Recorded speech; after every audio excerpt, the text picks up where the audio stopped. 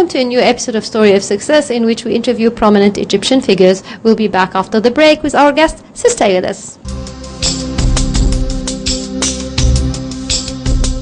Our guest today is a successful Egyptian figure who excelled in the field of linguistics and translation. Actually, he is the chairman of the German department at the Faculty of Languages, Ain Shams University. He's an author, a translator, and a terminologist.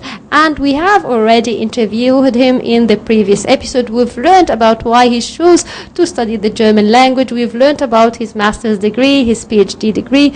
Also, we've discussed with him some of the important issues like the intercultural communications, as well as also we've learned from him why he's interested in translations.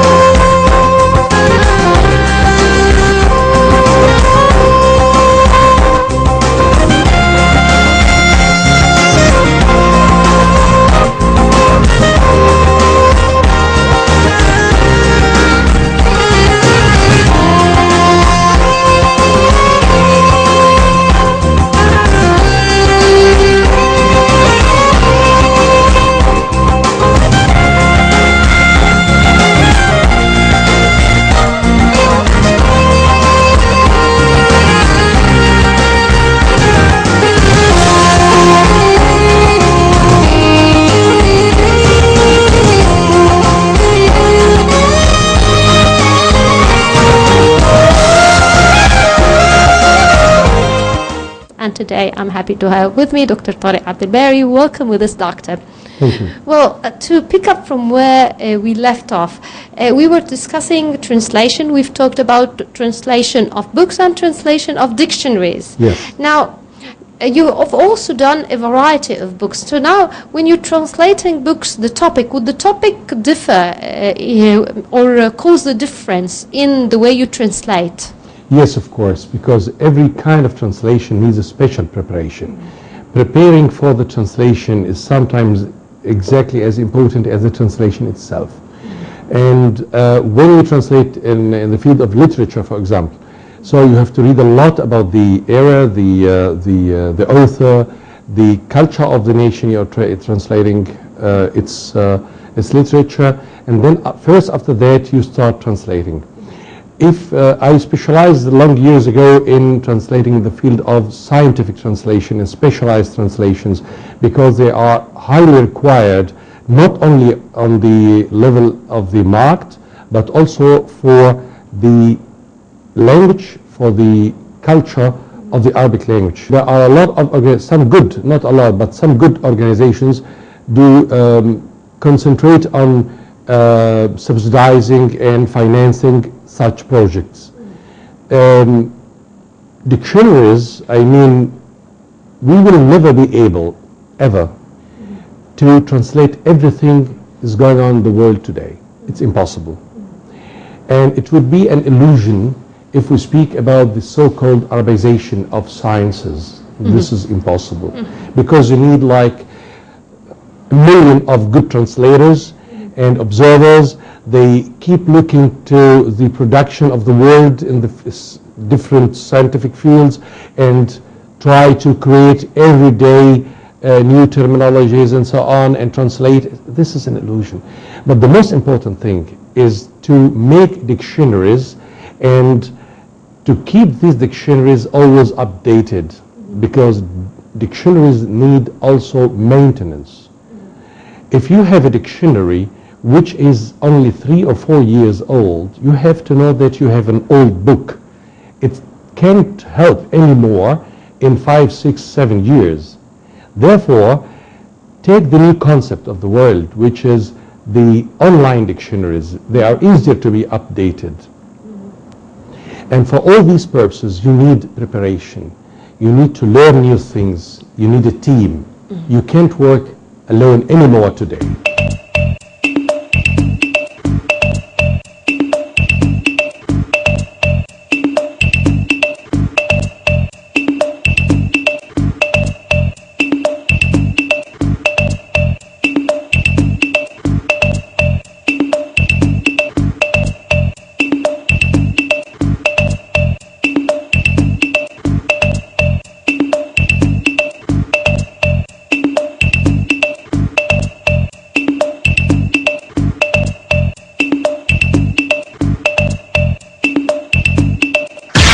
actually, you raised this a topic or a theme that I was just going to ask you, which is the internet.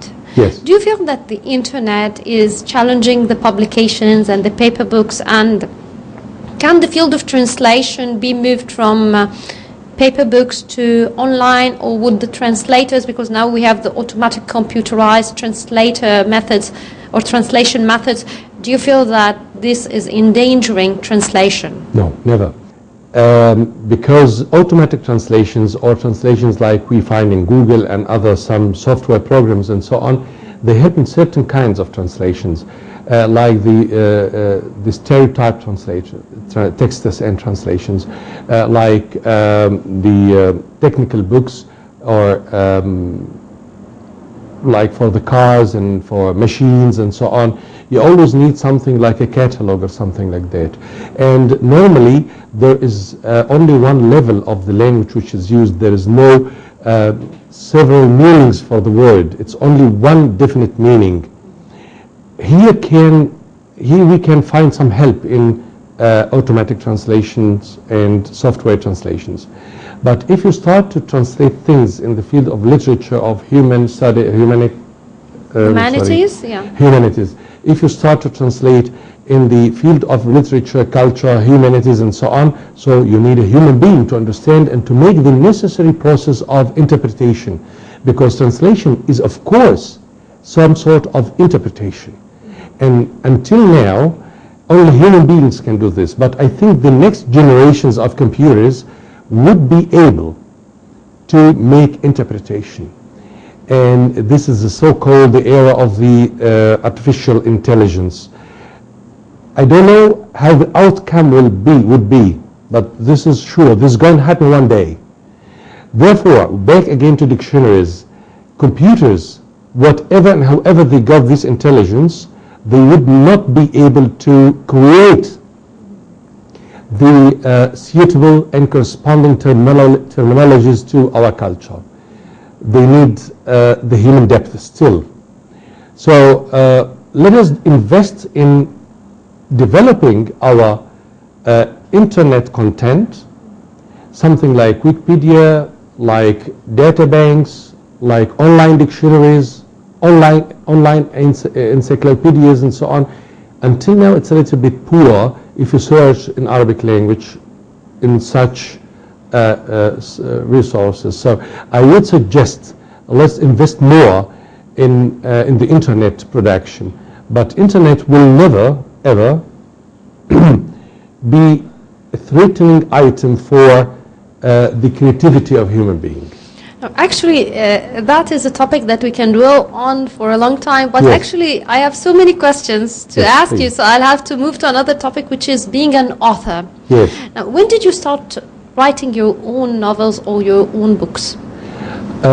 Actually, very early, but the point is I didn't start, or I didn't take it seriously, because I was busy with my study and travels and work and so on. But I had the feeling and the necessity that I want to write something.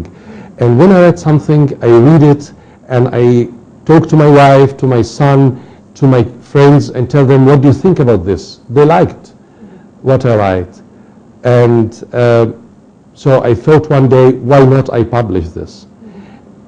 To publish is another story. To write is a story, to publish is another story.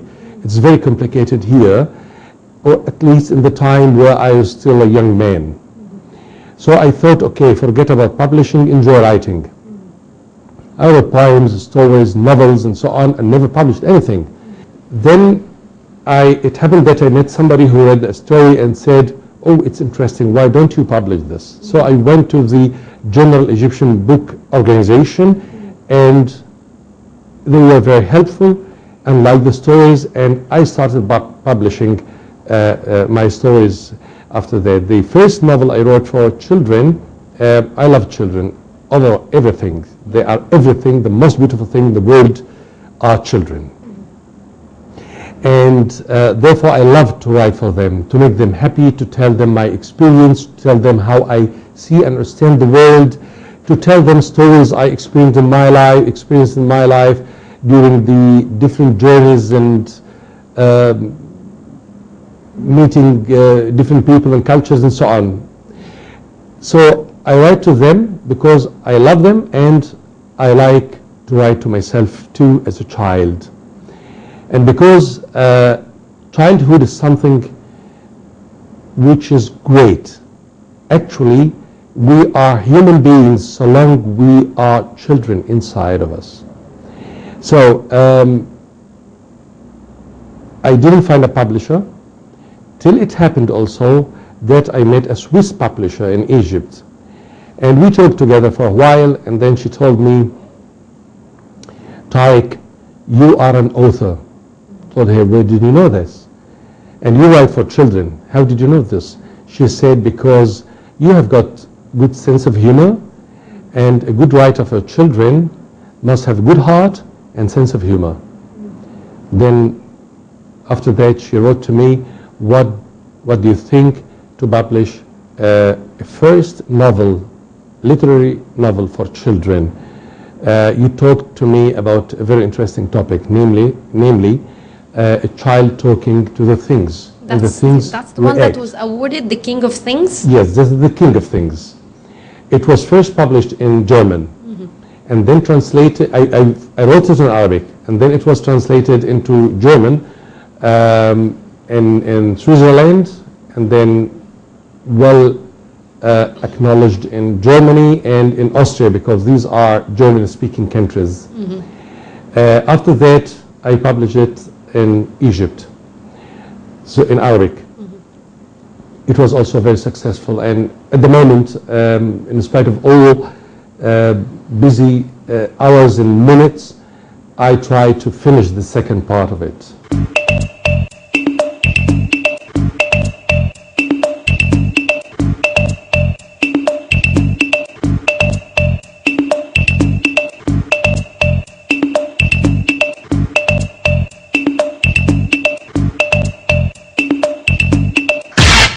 That's interesting, because actually I heard that actually it's now part of the curriculum for children at schools abroad. Yes. Tell us about the occasion. How did they put it as part of the curriculum? Yes, this is an interesting question, because it shows how different the approaches are in the different educational systems.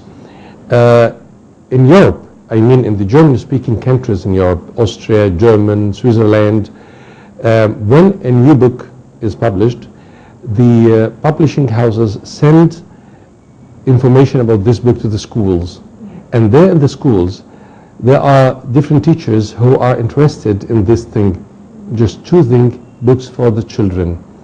And this book was chosen, The King of Things, Der König der Dinge, for the children of several schools there.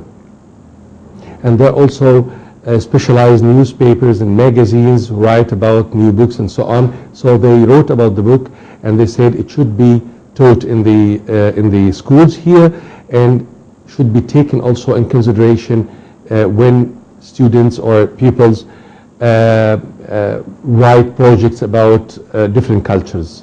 And then it was good, you know. I'm happy to see, and I was also on several journeys in Germany, reading from the novel to the students in the schools there. Well, in 1998 you established your own cultural center, the Egyptian German Cultural Center, and you're the president and co-founder of it. Now, would you tell me more about that initiative? The Egyptian German Cultural Center is a cultural center which aims to make bridges between the Egyptian and the German culture. And therefore, since its establishment, I established it first 1998, right? So it's almost about 20 years now. And since the first establishment, we were partners of the Goethe Institute, and then after that also partners of the ÖSD. ÖSD is also an organization in Austria which takes care which cares for the German language, because also in Austria they speak German, and they have an examination system. And during the long years, we translated a lot from German into Arabic. We had several partnerships and projects with the Goethe Institute and the Austrian Cultural Forum in Cairo. We had also a lot of visitors from the German-speaking countries, and we introduced them to the Egyptian society and the Egyptian writers and journalists and so on. So through this mutual cultural cooperation, we believe we conveyed a message that a cooperation is possible so long we have joint projects. Now you're also a poet. Yes. What's the themes you write about? Actually, I don't think about the theme itself when I want to write a poem, but I wake up simply as I tell you, and then I have something in my mind and a feeling, and I can't control the ideas, and I can't control this feeling, and I can't do anything else but writing the poem. And then I start writing. The main thing is that I express myself and my feelings to myself. And after that I feel like I was a bit depressed, but now I'm fine. It's something like healing for me. And when I read it to my friends and people I know, they say it touched us, and you managed to say something which was also inside our feelings and inside our minds, and we were not able to say it. So writing a poem is not a choice, it's a must. When you feel it, you have to do it. Well, the interesting thing which I did not expect was that you painted. Now, Yes. would you tell me about painting as a hobby? Yes, I'm not a professional painter, I'm just a hobby painter, but I can't enjoy anything in life if I don't paint. I don't want anything from painting. I don't want to be a prominent painter. I don't want to learn it on academic level. It's a method, a way for me to express myself and to enjoy the beauty of colors. But when I looked at it, I felt that there is a professional bit in it. So did you study it, or did you go online to learn about painting? Actually, no. I just see things, and the way to express my love to what I see, for me, is only painting it. Now, do you like using pastel, oil? What's the medium Oil you like? mainly. Mainly, yeah. Yes. And do you use the brush or the knife? Both. Both. But I love to use the knife. Would you tell me about the colors, your favorite colors? Do you have favorite colors? Yes, it's all what has to do with blue and the different degrees of blue. So you like the cold colors more? Yes, and to mix them with warm colors. Because although you've mentioned that actually you like blue, in front of me, of course, eventually the viewers will have a look at them when we display them. There are paintings like blue, green, yellow and orange, and although the green and the blue are dominant, but yet there is you feel the warmth in the painting. Yes, look, the blue color and all its degrees, or the family of blue, gives you inner peace. And when you feel peace, you have to feel also some warmth, because otherwise peace will be too cold for you.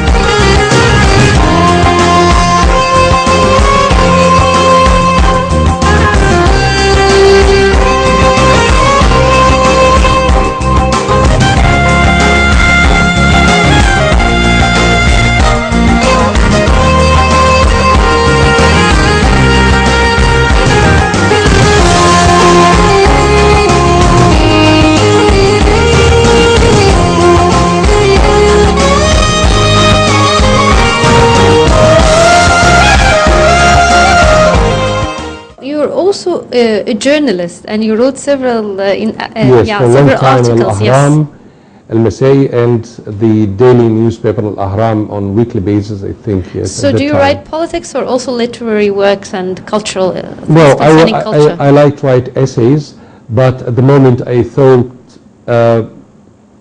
better use time writing stories for children and poems. Doctor, would you tell me about the closest award to your heart? Actually, I don't like to apply for awards. I don't know why, but because I feel I write for myself and for the close people around me, and when I feel that we are all happy, that's enough.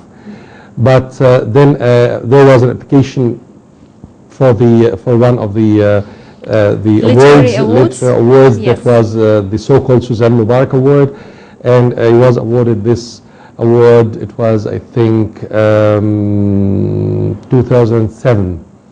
Yes, I was happy because this shows that some people somewhere are caring of what you are doing, and they tell you here you deserve something. But more than this, no.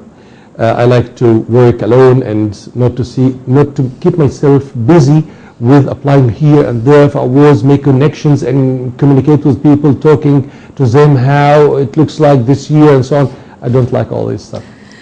Well, also I'd like to ask you about your role model. Who's your role model? Yes, actually my father, he was also, he died young. As said, I said he was the Egyptian General Consul of Egypt and in the diplomatic career, but I experienced him some years, and he was fond of cultures and languages, and I loved this very much. And I loved also that we visited a lot of countries, and we had the chance to meet almost all kind of peoples you can ever imagine. You know, people whom you would never meet again, because we're in Bolivia, in Kampala, in the Sudan, a lovely country, wonderful people, you know, some states of the United States, in Europe, and it was nice. Do you have a favorite country? Yes, of course, not only one country. I can't say this, but of course Germany, Austria, New Zealand. But if I love the nature of people, then the Sudan, and if I love the nature of people and the country, then Morocco. Morocco. It's a wonderful, amazing country and a wonderful, amazing people. Finally, I'd like to ask you about your dream. My dream, to be happy and to make people happy. To help everyone who is not capable of helping himself. What about your motto, your moral in life and your motto that you go by? Yes, my main moral in life is to be perfect in my work as much as I can, as much as a human being can do this. And to make things that are in their own valuable and that can make others happy, to make things that can give some value to life, to help people live better. Even if I write a poem or a story, and the everything of this story to do is to help others, somebody who is unhappy in a certain situation, to be happy after reading this story, or to get an idea or a dream, have a dream. What's your advice to your students? My advice to my students is be happy. Don't let anything else make you sad one day. Have the strong will to tell everybody and everything that wants to make you sad or depressed, no, I will make myself happy, because that was not my case in my youth. I suffered a lot because of people and things, and I didn't know how to deal with these things. And after that, I realized it was a nice life. It is a nice life. I was more lucky than several other people in this world, of course, if you look around, and so you have to realize this. But In our culture, we don't have this attitude mainly. We think more of sadness, not of happiness.